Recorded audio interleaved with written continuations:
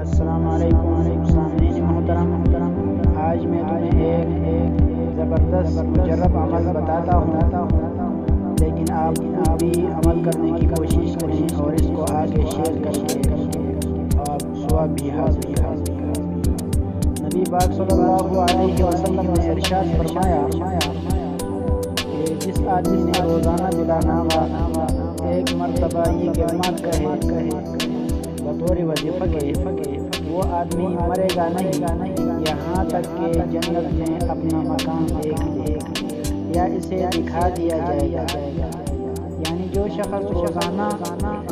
یہ کلمات کہے گا تو اللہ تعالیٰ مرنے سے پہلے اس کا ٹھکانہ جہنم میں اسے دکھا لے،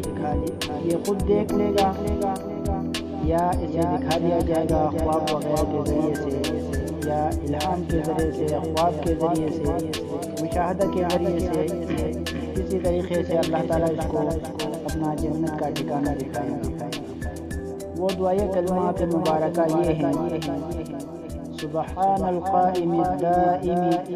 سبحان الحي القيوم، سبحان الحي الذي لا يموت، سبحان الله العظيم وبحمده، سبوح قدوس رب الملائكة والروح، سبحان العلي الأعلى سبحانه وتعالى۔ یہ مختصر کلمات ہیں، اتنے لمبے نہیں ہیں، تو میرے تمام دوستوں سے گزارش ہے کہ ان کلمات کو یاد کریں اور روزانہ بلا ناغہ ایک مرتبہ یہ کلمات کہیں۔ اللہ تعالیٰ سے امید ہے نبی صلی اللہ علیہ وسلم کے حدیث کے پاک کے مطابق اللہ تعالیٰ ہمیں